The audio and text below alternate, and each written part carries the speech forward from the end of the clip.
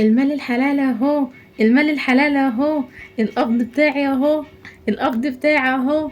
الحمد لله والفضل لله، الحمد لله على نعمه عليا.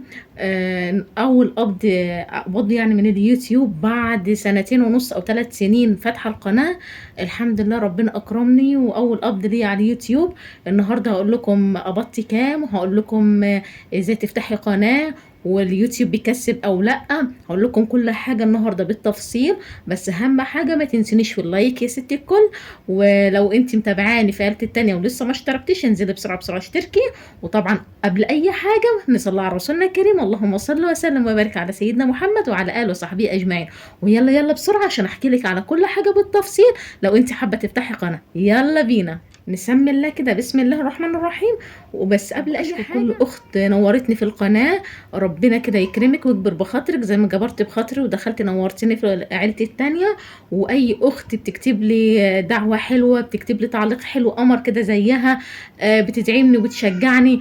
كل اخت بتدعمني، واشكر حبيبتي واختي. انا مش عايزة اقول حبيبتي بس، دي اختي فعلا اللي بتعمله معايا. يعني هما الاتنين اللي بيعملوا معايا بصراحة. يعني دي اخوات مع بعض. ربنا يديم المحبة بينا ويكرمهم. مريم اختي وحبيبتي مريم، واختي وحبيبتي منيره صرح، ربنا يكرمهم يا رب ويسعد قلبهم ويكبر بخاطرهم زي ما جابرين كده بخاطري. و... وينصر كده اولاد مريم، ينصرهم ويفرح قلبها كده باولادها، ويفرح قلب منيره صالح. ربنا كده يسعدها. واي اخت معايا منوراني في القناه، ربنا كده يكرمكم، لان انتوا بوجودكم معايا في القناه ما كنتش طبعا قبضت المرتب. او ده طبعا بعد فضل ربنا عليا.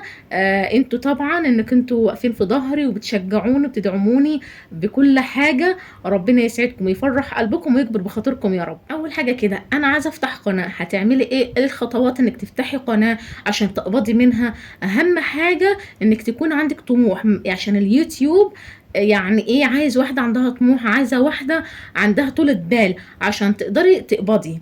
واهم حاجه انك تنزلي يعني فيديوهات وتبقى كده، يعني متهيئه انك انت عايزه القناه بتاعتك تكبر وتعملي حاجه كده.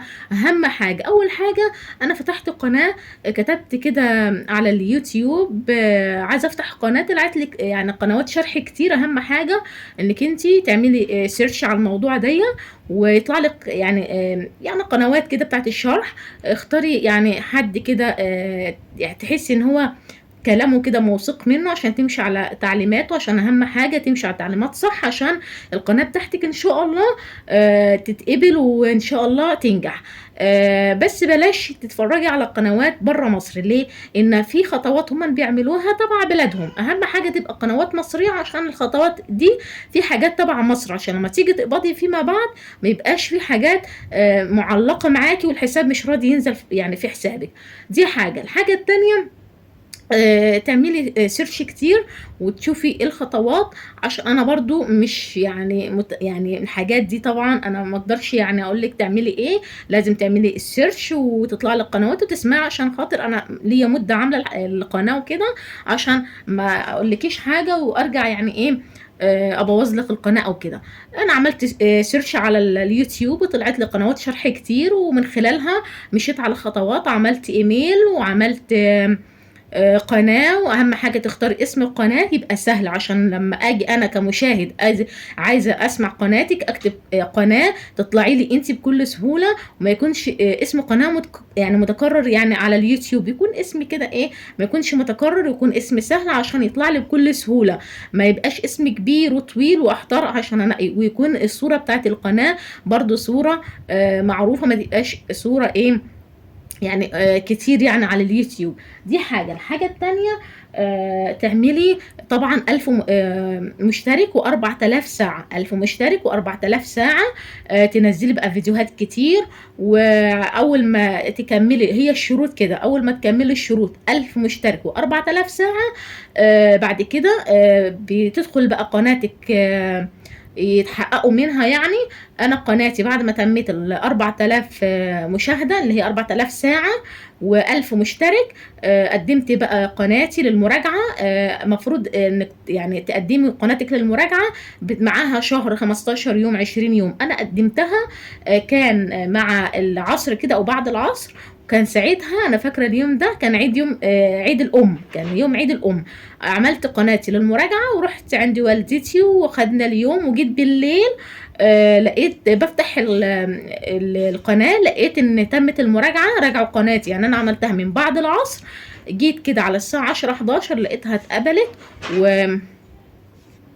اتقبلت واتراجعت. لان انا ساعتها ما كنتش منزله فيديوهات كتير، يعني كانت فيديوهات قليله، عشان كده اتراجعت بسرعه. بعد ما اتراجعت القناه يعني قالوا لي لازم تجمعي 10 دولار. ليه؟ عشان خاطر يبعتوا لي البين كود واعمل حساب ادسنس.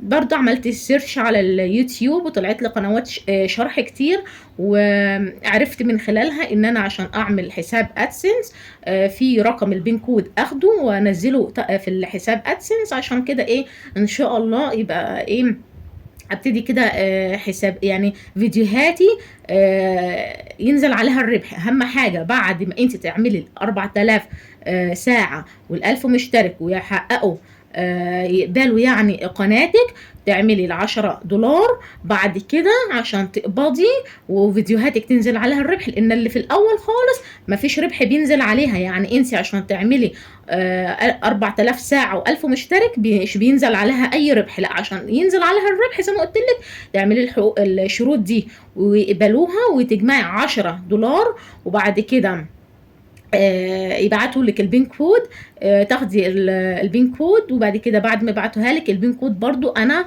عملته وبعته. قالوا لي برضو البين كود، يعني طبعا قنوات الشرح هم اللي قالوا لي، لان ما فيش حد هنا عندنا في اسوان في مكتب او حد يفهم في اليوتيوب والقصص دي. لا، ما حدش يفهم. انا كنت بدخل على زي ما بقول لكم كده على اليوتيوب الفيديوهات الشرح، وانا كنت بعمل كل حاجتي بنفسي.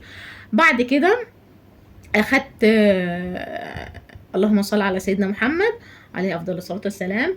بعت زي ما سمعت كده قنوات الشرح، واخدت بعت البين كود. قالوا لي البين كود ده بيقعد شهر، بيقعد 15 يوم، 20 يوم على حسب، وبيبعتوا لك البين كود لحد البيت.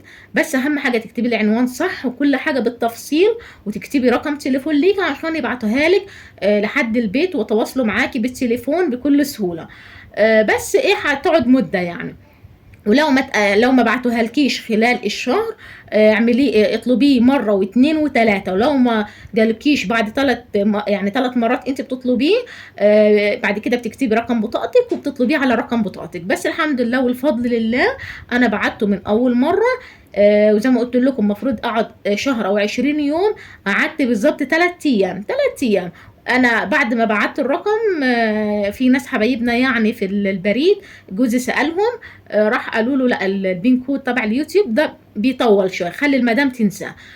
فعلا نسيت الموضوع ده. بعد 3 ايام انا كنت بره البيت، اتصل بيا رقم كده من غير اسم طبعا. المهم فتحت، قالوا مين؟ قال لي انا الاستاذ شغال في البريد، وفي جواب وصل لك من الجوجل يعني البين كود وكده. ازاي ده؟ قالوا لي هيطول. قال لي لا، انا تحت البيت عندك وكده. المهم جيت انا وجوزي واستلمنا البين كود. وبعد ما خدت البين كود، طبعا البين كود بيبقى فيه رقم، اخدت الرقم ده ودخلته في حساب ادسنس. وبعد كده الحمد لله اتقبل. وبعد كده قال لي اعملي حساب بنكي عشان ان شاء الله لما ينزل الربح بتاعك ينزل لك على الحساب بتاعك. دي اهم خطوه برضو. طب انا ما عنديش حساب بنكي. طب انت لو عندك اصلا حساب بنكي اوتوماتيك هينزل عليه. طب انا ما عنديش حساب بنكي، رحت عملت حساب بنكي. بس اهم حاجه عشان ما تغلطيش الغلطات في ناس كتير يعني بيغلطوها وبيقعوا فيها، تعملي حساب في بنك معروف. يعني بنك الاهلي، اسكندريه، القاهره، مصر، حاجه البنوك بتاعتنا المعروفه. تمام كده. رحت عملت حساب. برضو النقطه دي عايزه اقولها لك برضو، انت براحتك دي على حسب انت حابه.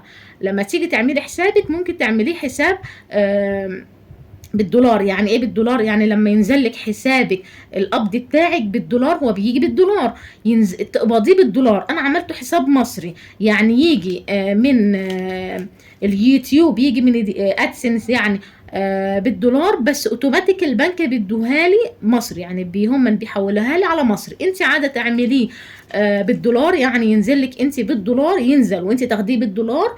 برضو ارجع لقنوات الشرح واعملي كده، عشان برضو انا ما ارجعش يعني ما اعرفش افيدك في النقطه دي، عشان خاطر كل واحد على حسب يعني حسابه ودنيته. يعني انت شوفي انت ايه اللي هترتاحي له، واسمعي القنوات زي ما قلت لك الشرح، وشوفي ايه اللي هيمشي معاكي.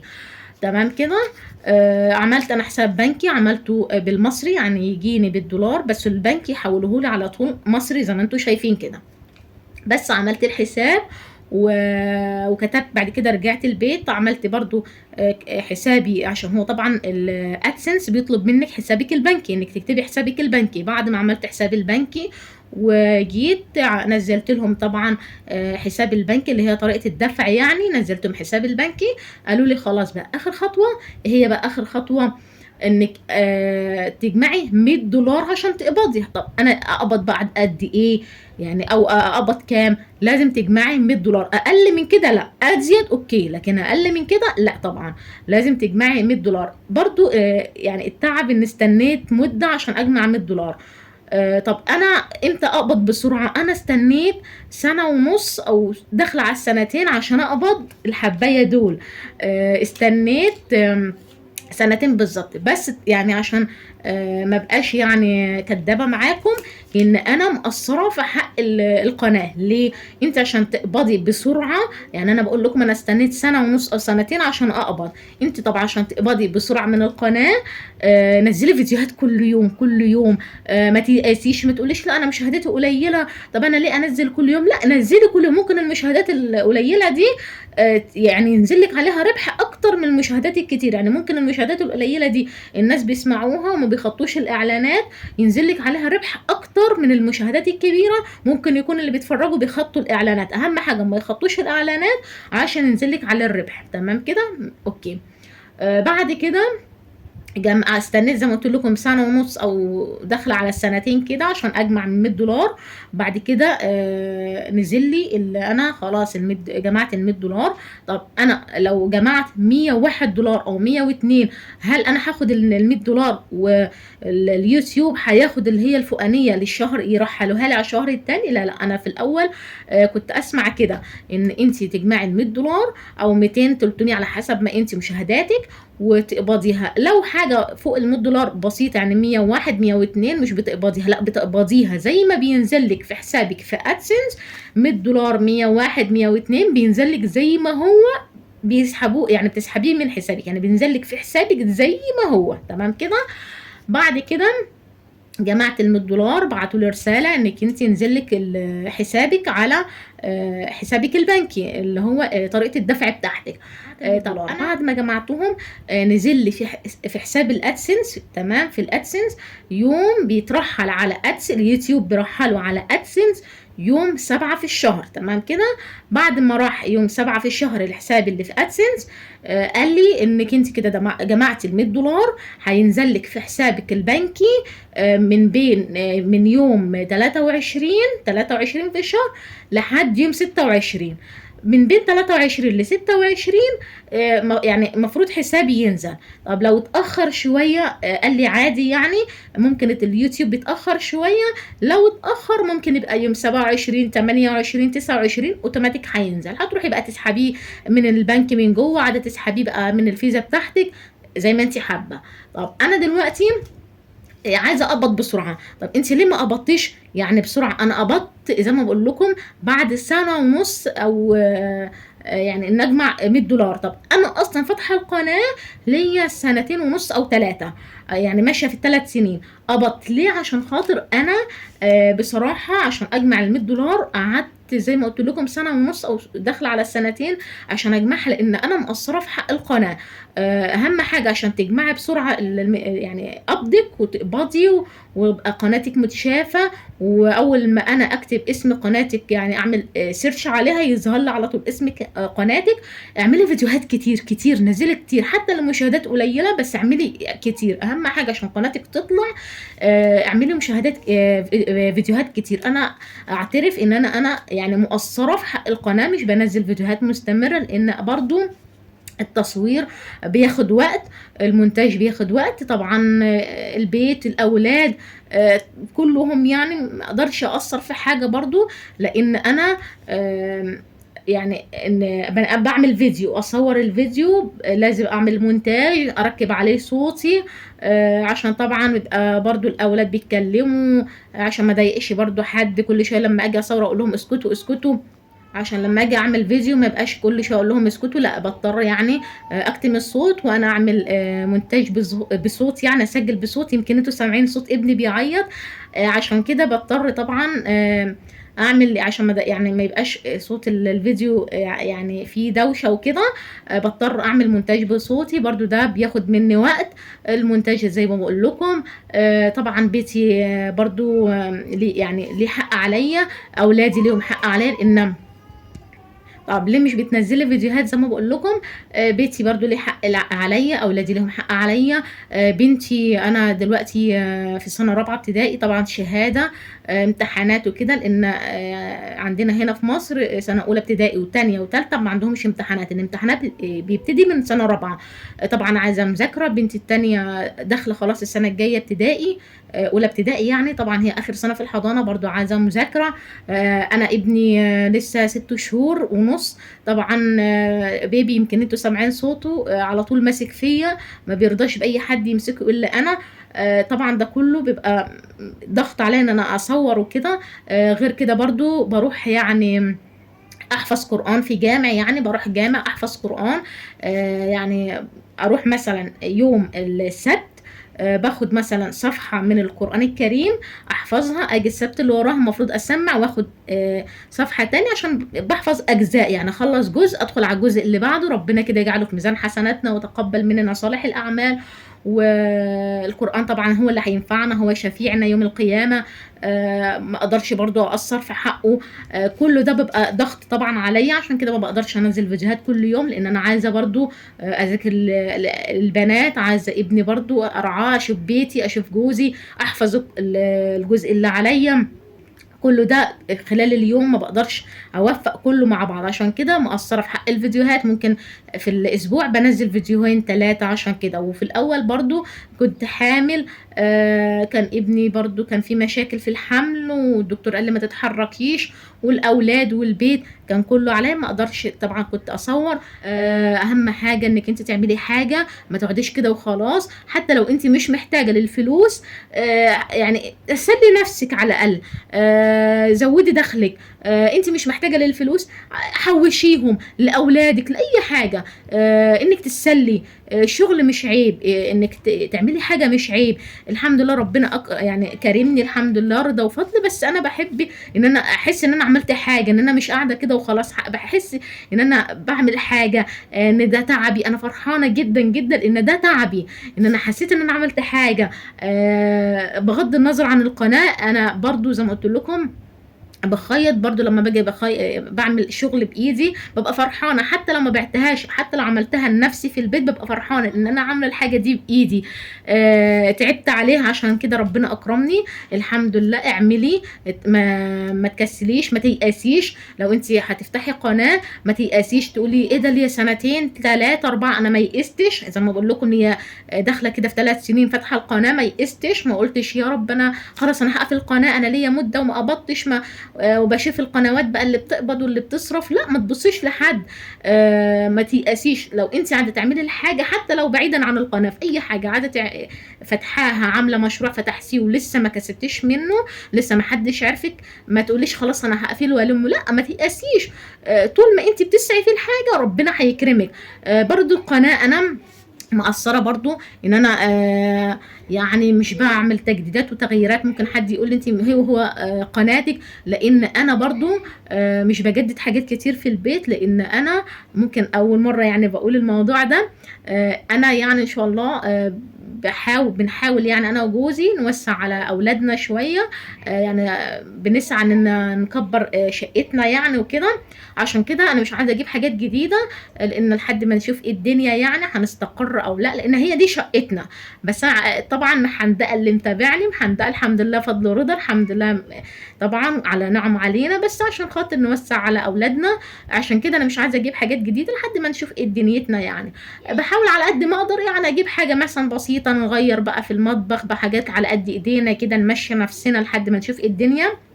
اهم حاجه برضو عشان تكبري قناتك، اسمعي فيديوهات الشرح كتير، شوفي القنوات الاكبر يعني اكبر، شوفي طريقه تصويرهم، طريقه مونتاجهم. يعني انا على يعني شوفوا انتوا فيديوهاتي من اول ما فتحت القناه لحد دلوقتي في تغيير جامد في التصوير. ما كنتش في الاول بس يعني ما كانش عندي حامل، ما كانش عندي حامل للتصوير. بعد كده اكتشفت ان لا، لازم تجيبي حامل عشان تصوري عليه. جبت حامل. طريقة التصوير كانت بالطول، عملتها بالعرض.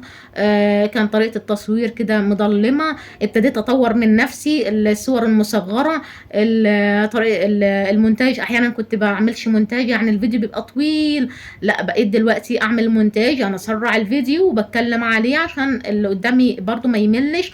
بقيت كل مالي ما بغير من فيديوهاتي، وان شاء الله برضو يعني مش خلاص انا كده يبقى فيديوهاتي تمام، لا بحاول برضو اطور من نفسي كمان وكمان.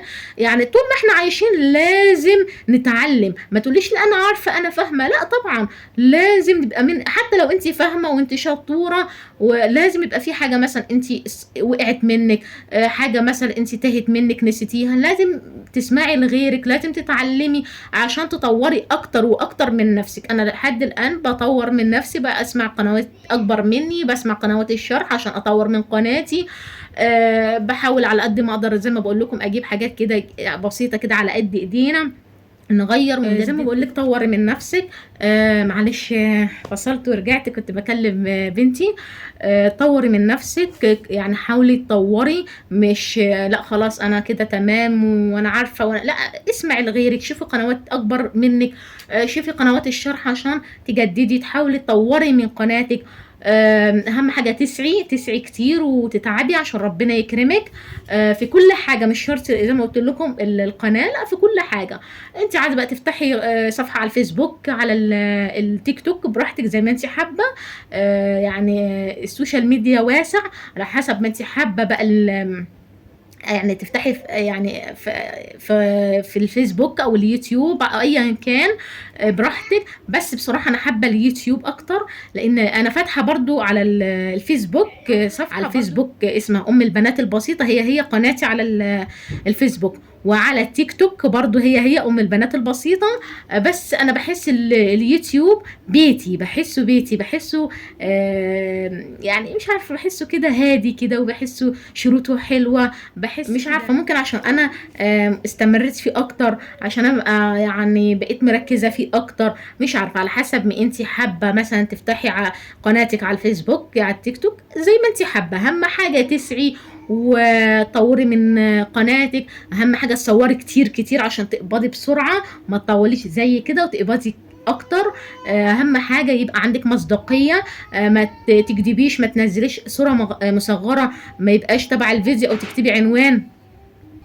تكتبي عنوان مش زي الفيديو. اهم حاجه يبقى عندك مصداقيه عشان المتابع يدخل يحبك. بص يعني المتابع لو دخل وانت عندك مصداقيه هيحب قناتك، لكن هتلفي وتدوري يعني في الفيديو، معلش على الكلمه، هتلفي وتدوري في الفيديو، هتكدبي، هتزودي، هتعملي عنوان مش صح، هتعملي صوره مصغره مش صح، متابعك مش هيصدقك. لا، يبقى عندك مصداقيه، حتى لو متابعك هيصدقك بس عشان ربنا يكرمك.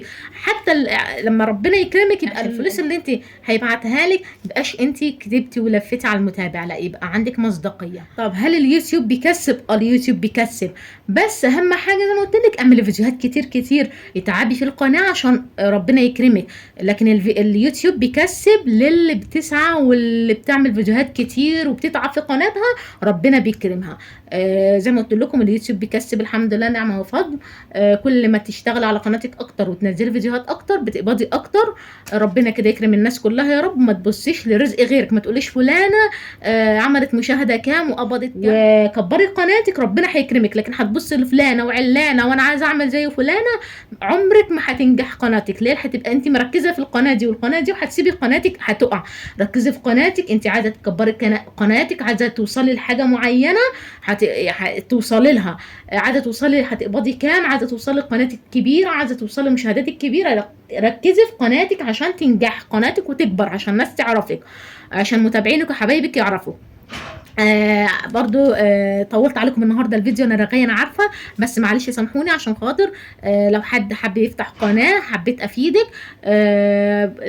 يعني اهم حاجه طبعا تعملوا لايكات كتير كتير الفيديو ده، وتعملوا مشاركه في كل الجروبات والصفحات، عشان لو انت حابه تفتحي قناه، عايزه تعملي مشروع، عايزه يعني عايزه تفتحي قناه ومش لاقيه حد يفيدك، ان شاء الله ربنا يكرمك كده يوسع عليكي، اذا كان جوه اليوتيوب او بره اليوتيوب، ربنا يكرمك يا رب. اختي وحبيبتي مريم، واختي وحبيبتي منيره صالح، ربنا يكرمكم ويسعد قلبكم ويفرحكم ويكبر بخاطركم ويوسعكم ويوسع عليكم ويرزقكم كده ويرزقكم برزق حلال. معلش انا بتكلم بسرعه عشان ما اطولش عليكم الفيديو اكتر من كده، انا عارفه رغيت كتير، بس انا حابه اشكركم بجد بجد.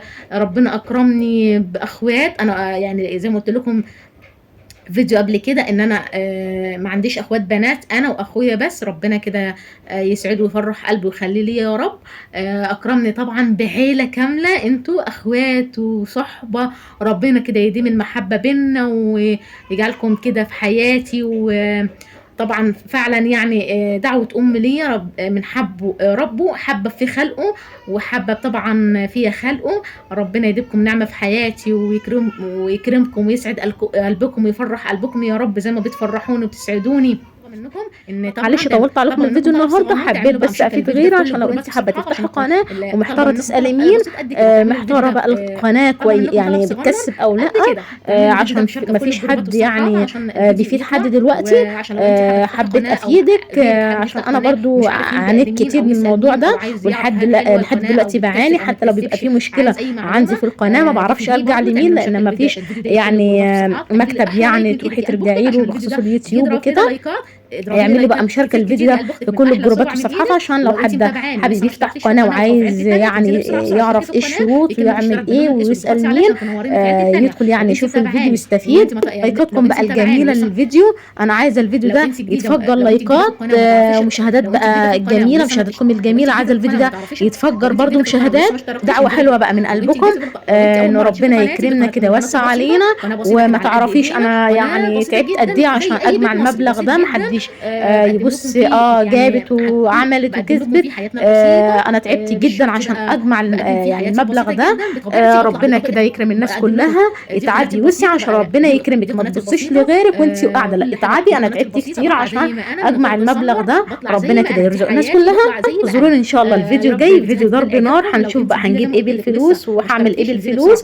بس اهم حاجه برضو لايكاتكم الجميله للفيديو الجاي والفيديو ده، لايكات بقى ومشاركات في كل الجروبات والصفحات، واعجاب بقى للفيديو. انزلي بسرعه بسرعه اعملي اعجاب للفيديو، رسمه الصبع تحت الفيديو ضغطي عليها، احلى لايك من ايدك قلب اختك. ولو انت متابعاني وما اشتركتيش في القناه او جديده يعني في القناه ولسه ما اشتركتيش ما تعرفيش القناه دي، قناه ام البنات البسيطه، قناه بسيطه جدا، قناه كده على قد ايدينا، قناه متنوعه، مش بطلع بقى بتصنع، بطلع بحياتي الطبيعيه زي ما انا، بطلع بكل مصداقيه ولا بكذب عليكم، بطلع بطبيعتي زي ما انا. لو لسه بقى ما اشتركتيش في القناه انزلي بسرعه بسرعه اشتركي، نوريني في عيلتي الثانيه، في كلمه اشتراك باللون الاسود اضغطي عليه عشان تنوريني في عيلتي الثانيه، وفي رسمه الجرس تحت كلمه اشتراك اضغطي عليه هيظهر لك كلمه الكل، اضغطي كلمه الكل عشان كل ما انزل فيديو تنوريني في الفيديو. هسيبكم بقى في رعايه الله وحفظه. السلام عليكم ورحمه الله وبركاته.